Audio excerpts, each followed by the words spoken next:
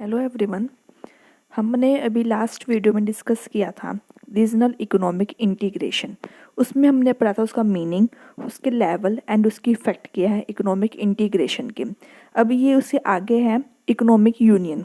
First है हमारा economic union.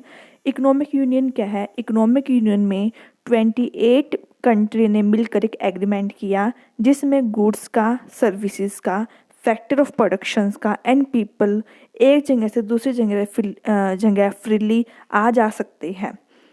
तो वो था EU 28।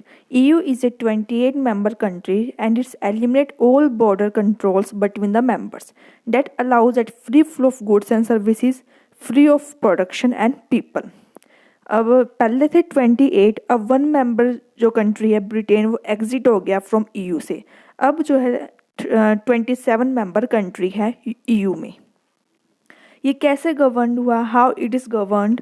सबसे पहले इसमें 3 मेन बॉडीज़ हैं। सबसे पहले है EU काउंसिल, सेकंड है यूरोपियन पार्लियामेंट, थर्ड है यूरोपियन कमीशन।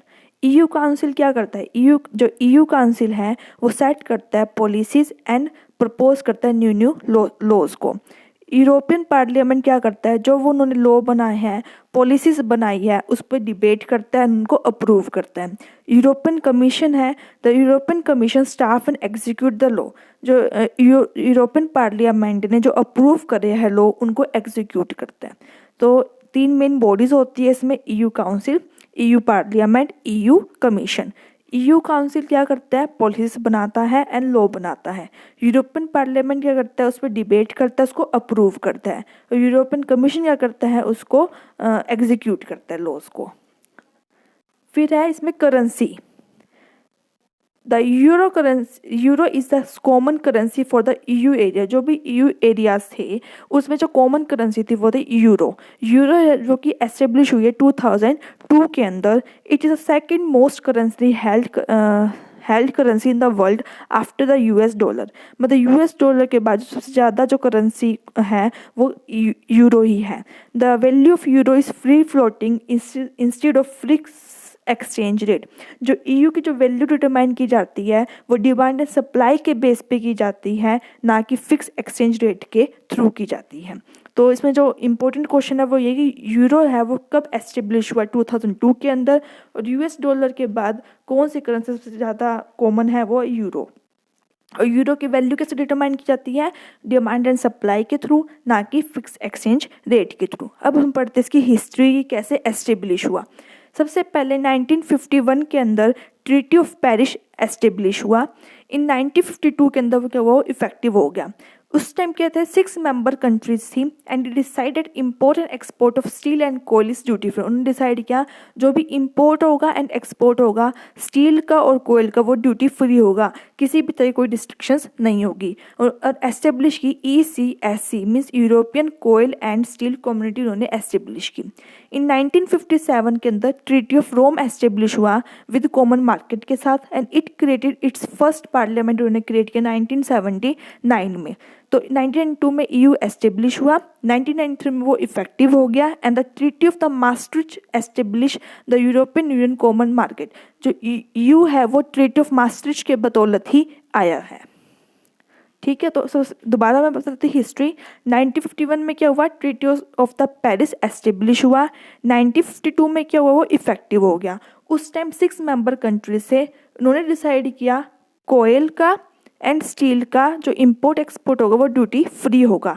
इसके लिए उन्होंने ECSC कम्युनिटी एस्टेब्लिश की गई।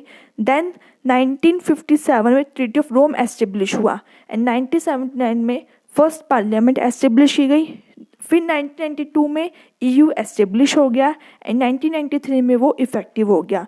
EU किसके बदौलत आया? EU treaty of the Maastricht के बदौलत आया। ये है EU की हिस्ट्री की कैसे वो एस्टेब्लिश हुआ। तो इसमें आपको यही पढ़ना है EU 28 है क्या, इसकी हिस्ट्री क्या है, कौन सी इसकी करेंसी और कैसे गवर्न होता है। नेक्स्ट है नाफ्टा। नाफ्टा की फुल फॉर्म है north American free trade agreement. इसके अंदर क्या था? नाफ्टा के अंदर The government of the US and Canada in 1988 agreed to enter into a free trade agreement which took effect January 1st, 1989. कि जो गवर्नमेंट थी यूएसए की थी और कनाडा की थी, उन्होंने 1988 में एग्री हुए और एंटर हुए कि वो फ्री ट्रेड एग्रीमेंट होगा, इफेक्टिव वो बना 1989 के अंदर।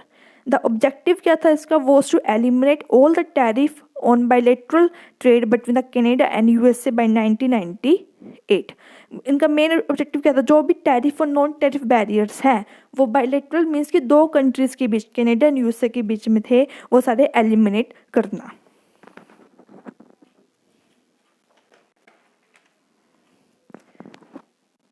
उसके बाद NAFTA is an agreement signed by the Canada, Mexico and United States greatly a trilateral trade bloc in the North America। उसके बाद क्या हुआ, नाफ्टा एग्रीमेंट साइन किया गया कनाडा ने, मैक्सिको ने एंड यूनाइटेड स्टेट्स ने, जो कि क्या बन गया, वो पहले क्या था बायलैटरल ट्रेड एग्रीमेंट, फिर हो गया trilateral trade agreement in North America के अंदर। इसमें दो सप्लीमेंट्स थे main, North American agreement on environmental corporation and North American agreement on labour corporation. ठीक है,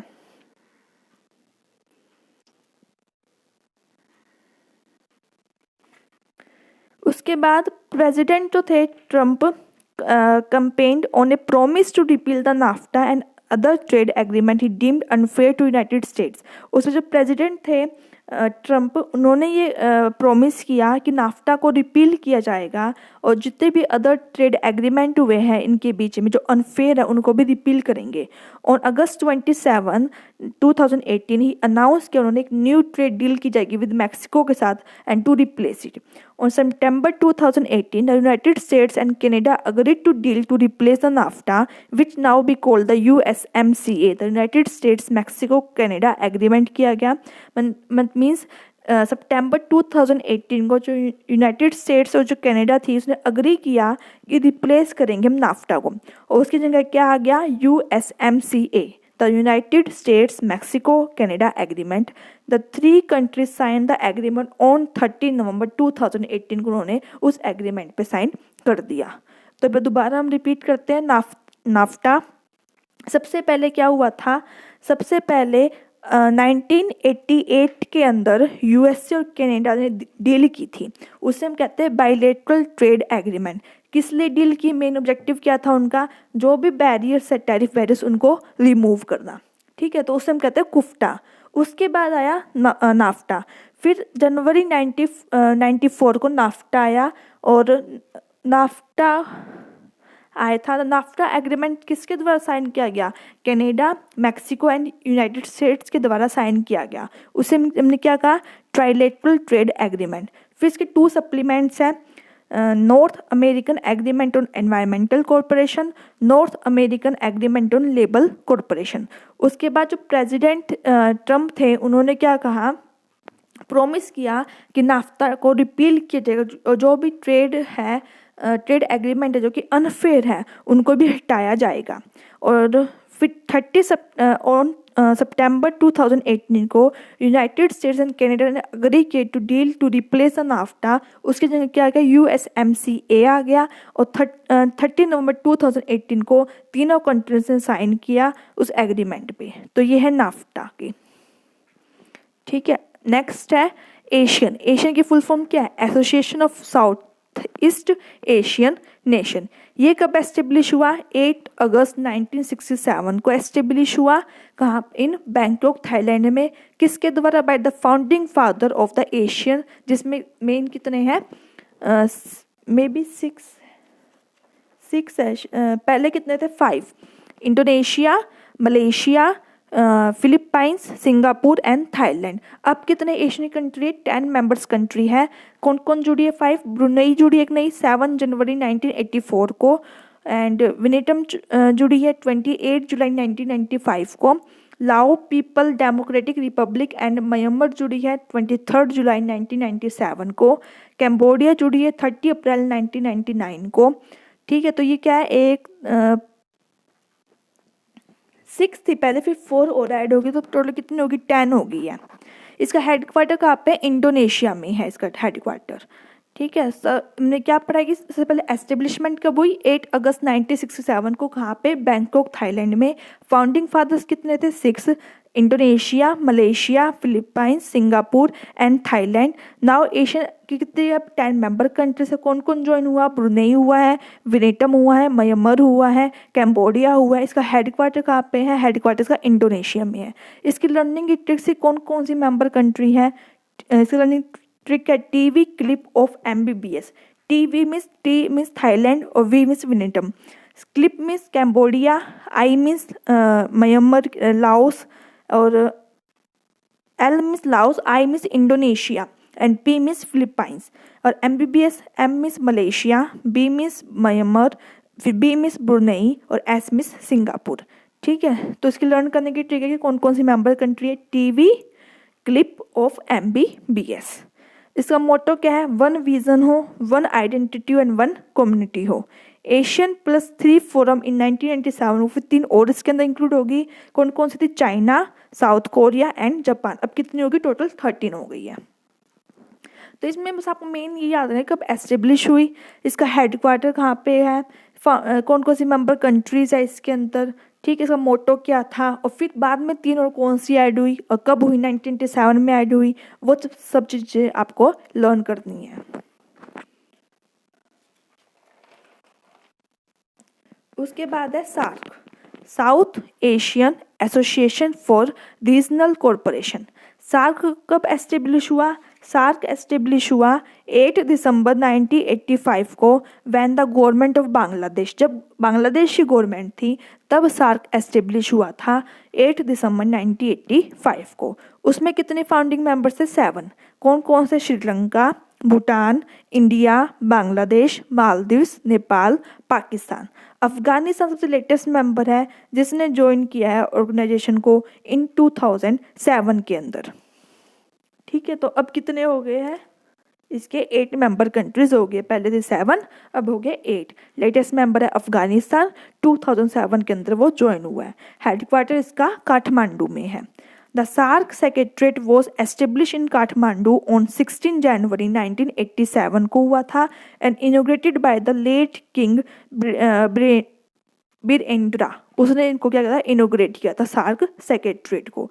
the SAARC secretariat and member states observe 8 दिसंबर as the SAARC charter day कहा जाता है उसको। तो इसमें क्या क्या पढ़ा हमने, इसकी एस्टेब्लिशमेंट की डेट कब हुई, किसके द्वारा हुई, कौन कौन सी फाउंडिंग मेंबर्स है, लेटेस्ट कितने मेंबर है, और कौन सा लेटेस्ट मेंबर कंट्री है, हेडक्वार्टर कहाँ पे इसका, ये चीज़ पढ़ी है हमने। फिर है कि इसकी क्या क्या ऑब्जेक्टिव्स है, कि प्रमोट करता है welfare of the South Asia and improve करता है quality of the life, to maintain the peace in region के अंदर, पीस मतलब शांति बनाए रखना, to strength cooperation with other developing countries के अंदर कोऑपरेट करना, and to promote the active collaboration, to contribute to mutual trust, understanding of one another's problem. ये सारे क्या इसके ऑब्जेक्टिव्स हैं। उसके बाद है SAFTA. SAFTA means south Asian free trade agreement.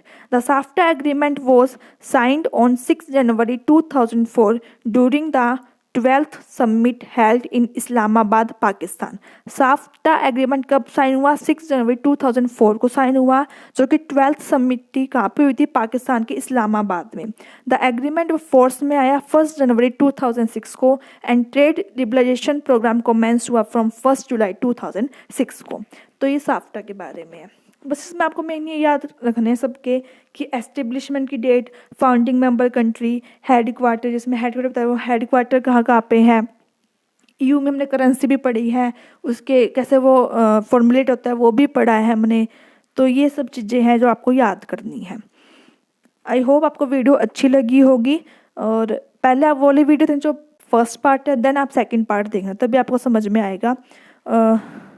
अगर आपको वीडियो अच्छी लगी हो तो आप अपने वीडियो को लाइक कीजिए, दोस्तों के साथ शेयर कीजिए, चैनल को सब्सक्राइब कीजिए।